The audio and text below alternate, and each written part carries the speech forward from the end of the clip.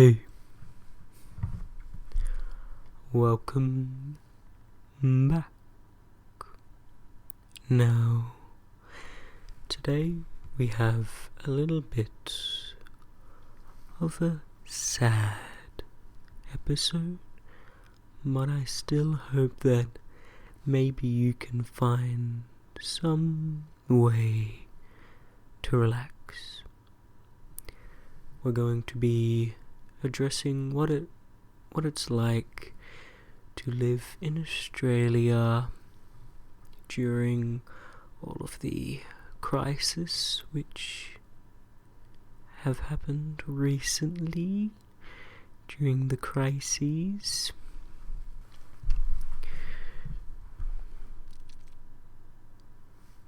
If you are a sensitive soul, I would recommend you to heavily consider if you want to watch this video or not. It will go into fire, natural events, the endangerment and death of animals, and thus I would recommend you to take needed precaution. Now, let's get under the way. This video is meant for viewers primarily outside of Australia, but if you are yourself Australian, feel free to stick around. Being an Australian, I have noticed that there is a low, constant level of sadness in the general public over the events, and also a kind of constant anxiety and seriousness which I have not seen before, as I have not seen any sort of natural disaster to this scale to my home. There is a constant level of fear for personal safety, for the safety of others, for people's property, but most of all, I think most Australians would say that the worst sorrow comes from the countless animal deaths in the fires. I don't think we have seen this level of mass scale animal death anywhere for an extremely long time.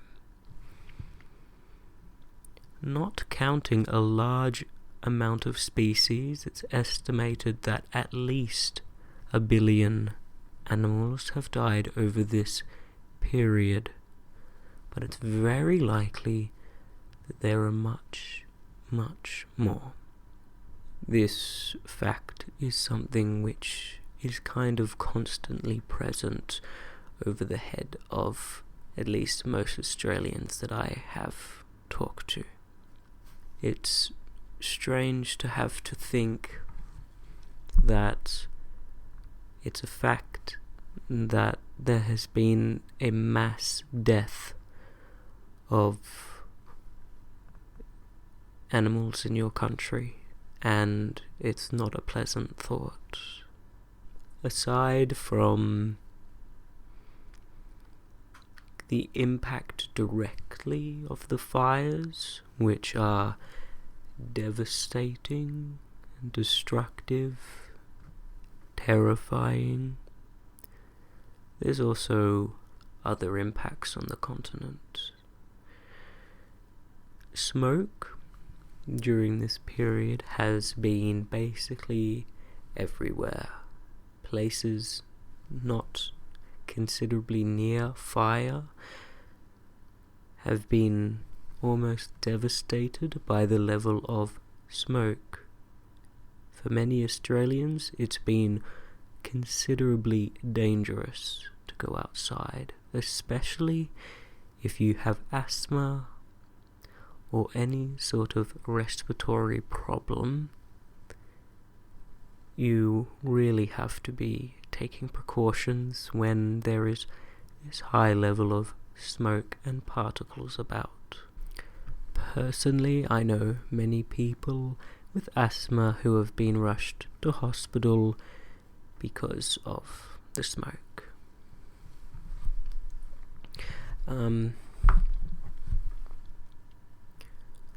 During this period, it's been quite normal to get a HEPA filter mask.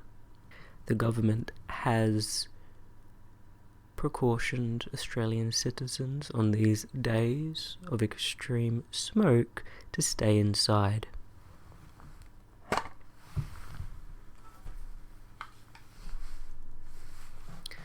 I'll show you what a HEPA filter mask is. Now, this has to have HEPA filter specifically. It can't be a surgical mask or anything of that sort. It needs a specific filter for the particles in bushfires.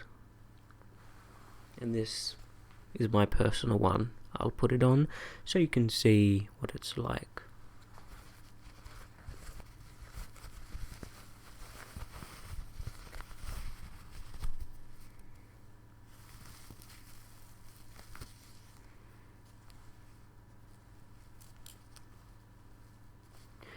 Now, my ears stick out,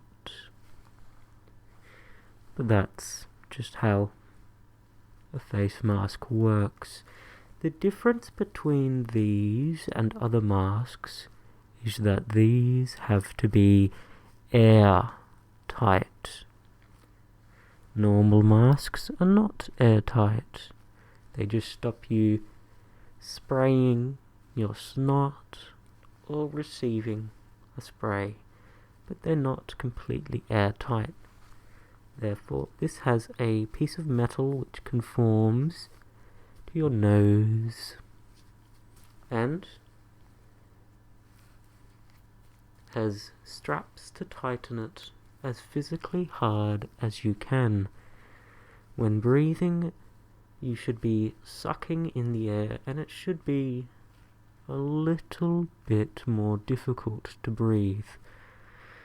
If you're not using some more muscles to suck in the air, it's very likely that the air is actually coming from little gaps in your mask. Now, all of the air comes through this. This is the filter. Some masks come with one here and one here. This mask comes with one HEPA filter.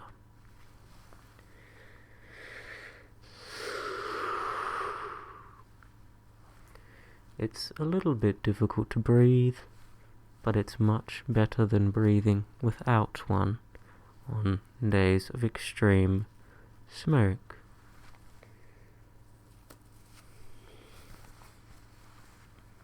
If you've never been near a great fire or never seen a mass amount of smoke, it's quite difficult to comprehend the level of smoke that you have to experience. There was a fire in my neighborhood. Luckily, it got put out before it did any significant damage. However, the smoke then was intense. It definitely hurt to breathe, but the smoke on other days was actually worse from fires much larger and much greater and much further away. So, if you don't really know how bad the smoke is, you can look on Google Images for Sydney Harbour or other places in Australia, and look at smoke comparisons between days where there has been smoke and days where there have been less. It's quite startling. There have been days where I have woken up and looking out the window, I've only been able to see a few meters before everything was washed in a very large cloud of smoke. Kind of like moving through fog on a dark night in a car with your headlights on, only able to see a few meters in front of you, but instead of water density in the air, it is carcinogenic bushfire smoke. You can imagine how this has represented a problem. Aside from the smoke and the fires, there have also been other issues, more political in nature, in Australia, which have been causing upset in the general public. We have had fires before.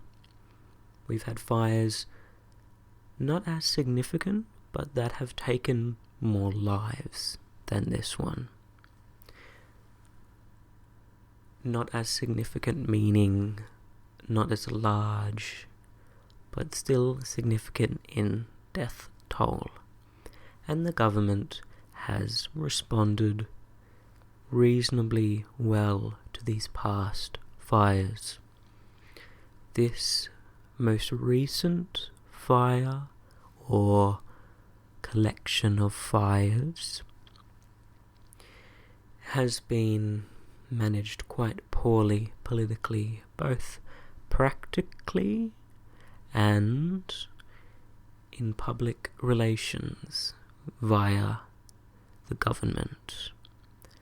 During a period in which people were being devastated, losing their homes, their livelihoods, losing their lives, their pets, the Australian Prime Minister, which is kind of equivalent to the President, though we don't have one as we are a part of the Commonwealth. During this period, the Prime Minister left for a holiday at Hawaii. And as that sounds rather ridiculous, it is, and I think most Australians fairly quickly picked up on that. The Prime Minister since came back and then decided to take a tour and visit some of the devastated communities and take photo shoots with the victims and firefighters who were not being supplied with nearly enough aid, support, or relief. And thus, the firefighters and the local residents did not respond well. And there are many videos and photos of the Prime Minister either trying and failing to shake people's hands, or to force people to shake his hands, or be yelled at. There are many famous videos now of firefighters and citizens yelling at the Prime Minister and telling him to go away. It's quite an interesting situation, and political unrest between different groups in Australia has been growing a little bit during this period.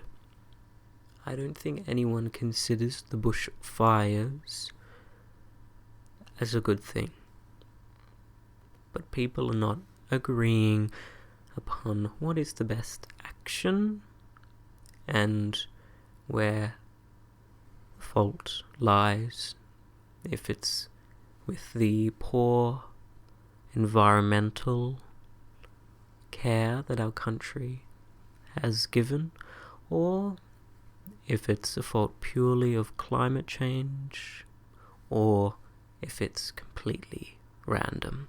Politically also, we've been not doing well with the environment. Our government has very strong connections with large mining and oil and coal companies, and thus, even though we have a large percentage of the population who do dearly care for our unique environment, this is not being reflected in governmental policy, as priority and tax subsidizations have been given to parties which do not assist the environment. Sadly, most of the Australian political groups have some sort of connection to an anti-environmental party. Sadly, this has been the way which things have been going, though recently all of these problems with the current government have been highlighting certain issues that need to be dealt with, and likely during the next election there may be a sway in the way of favour for the environment. I'd like to end this video in explaining why koalas of all animals have been so covered in the media. And the reason is because they are important. Koalas are a symbol of the unique environment and biology and ecology within our country. And because of the biological nature of koalas, escaping bushfires is not something that they have a great aptitude for. Koalas are relatively slow moving and hide in large trees, and thus the fires, which have been incredibly fast, sweep through and give them extremely painful burns. The amount of burned koalas and deceased koalas is staggering and depressing. Though this is not the only problem that local wildlife has faced by these new fires. Australia has been a dry continent for some time, but it hasn't seen this level of fire in these areas before. There are some areas in Australia which fires frequent, though these fires spread through those areas and areas which are not frequented through fires, moving from bush, where fire happens frequently, to jungles, where there have not been any fires for hundreds of years or longer, no ash sediments in the soil. Animals have been migrating or moving away from fires, from bushland to jungle, and to areas which are less frequented by fires. Though, sadly this time, this has not given them the protection which they have sought. These facts, like what I said before, have been constantly over the head of the average Australian and causing a base level of tension. And thus, when you consider Australia and what it's going through, I would keep in mind what the people are currently going through. Thank you for listening to this episode It was a little bit of a ramble, but it was on an important topic. I hope you can join me next time for a more happy, light-hearted video.